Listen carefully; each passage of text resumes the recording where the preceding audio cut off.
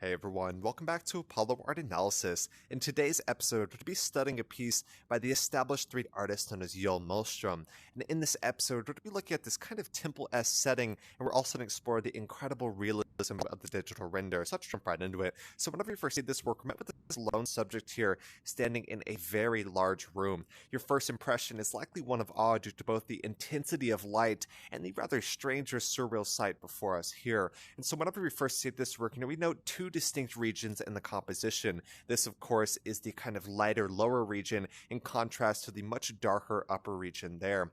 And of course, both of which have this multiple variants of accent. Of course, in the lower region, you have, say, the subject's silhouette, primarily a dark on light contrast, and then in the upper region, you have that light on dark contrast. So multiple variants of accent really giving that sense of form and depth in the composition. Another thing you may notice is the impact of color here. Of course, we see, blue and orange as a primary colors within the composition.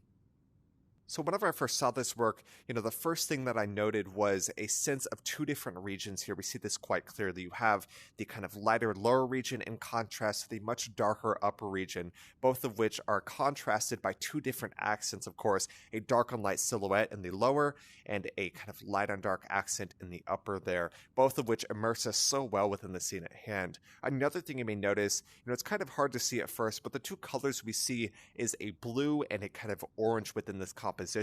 We see, of course, that flare of this orangish red is the perfect color against that blue base, right? It just contrasts and draws the eye with absolute ease. And so the setting of this work is rather hard to pin down right. We see what appears to be, rocks and water, maybe even some plants or foliage far within the composition. But when we zoom out, it looks like a man-made structure of some sort or another. So with that in mind, it's rather surreal, or we can kind of see how we can imitate or kind of recreate nature within this here. Of course, so much water and rocks, but within that, it is a very sleek and kind of minimalist room, if you will. And so we also see a sense of visual rhythm within this composition, primarily in these intersecting rays in the upper region there. Of course, they both intersect at the perfect point of our lone subject, but you'll notice, of course, this intense sense of vibrance, it kind of falls away and mutes itself as it gets higher and higher. Of course, it is a harmonious visual rhythm, and it also gives a sense of visual energy to that vibrance there. And so we see this lone subject, right? This lone subject is standing what appears to be a series of steps that lead into this room, standing in perfect center there. We see, this subject's form is accented brilliantly by this unforgettable silhouette. Of course, you have pretty much the most intense light in that wall right behind him there. And of course, that allows that silhouette to pop out to the highest degree possible, giving us a sense of depth and kind of the illusion of form within this composition. And there is no doubt that the impact of scale is a definitive element of this piece alongside this intense vibrance, right? We see this. Of course, the lone subject looks so small in comparison to the greater scene at hand here. When we see, a grand sense of scale, it just dwarfs us instantly, and it is a true testament to the kind of monumental nature of the scene at hand, right? You see this sense of the status when it's just so large, that kind of reminiscent of a temple in one way or another. And it almost feels as if this subject has reached, the attainment of a final point. You'll notice he walks out of a hallway or an entryway that appears to be reminiscent of fire. You have that orangish red flare, which of course gets the heart racing. There is no doubt about that. And this subject stands at kind of the center of the universe, or the axis mundi of this entire piece, the perfect center there.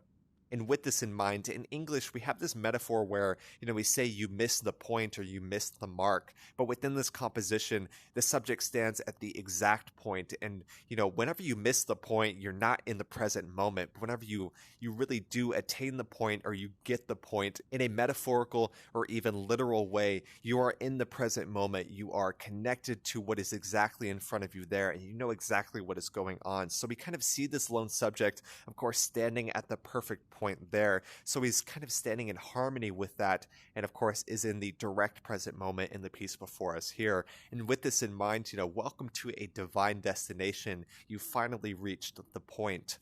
yeah, this is a stunning piece. There's no doubt about that. I wanted to ask y'all, whenever you look at this work, what do y'all see when you view this piece? The original artist was just talking about, just kind of playing with this, not going too deep on symbolism, but we see, of course, a very stunning piece, reminiscent of a temple in a few ways. Of course, you have the imitation of nature. You have this incredible, incredible pool of water there. It's absolutely stunning, and it reflects that light that is above as well. Even that orangish flare is also reflected and translated as well. There's a ton of visual energy within this piece, and of course, that massive darker upper region is a beautiful way to allow that accent and that sense of visual rhythm, and of course, giving implied lines directly to the form of our subject there. So yeah, really hope y'all enjoyed today. This piece is a piece of 3D art, so it is a digital render, and this was created in the program known as Blender. And Blender, I would say, has a very high skill ceiling.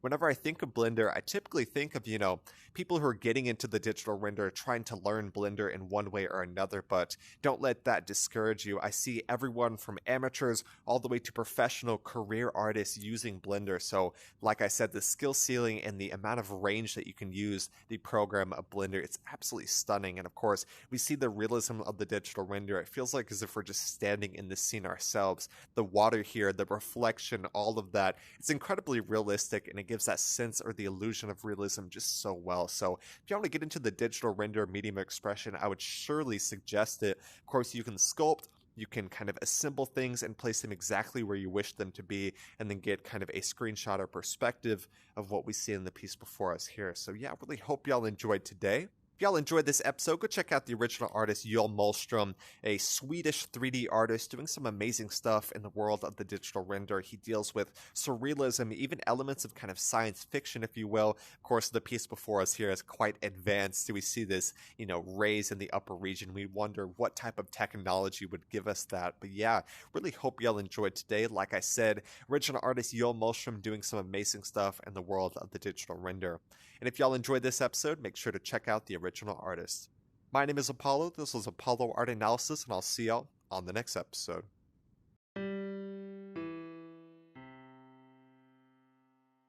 We hope you enjoyed today's episode. If you'd like to support our work directly, please check out our Apollo community tokens. Apollo Art Exchange is an ecosystem of art appreciation which elevates artists each and every day. Thanks for listening.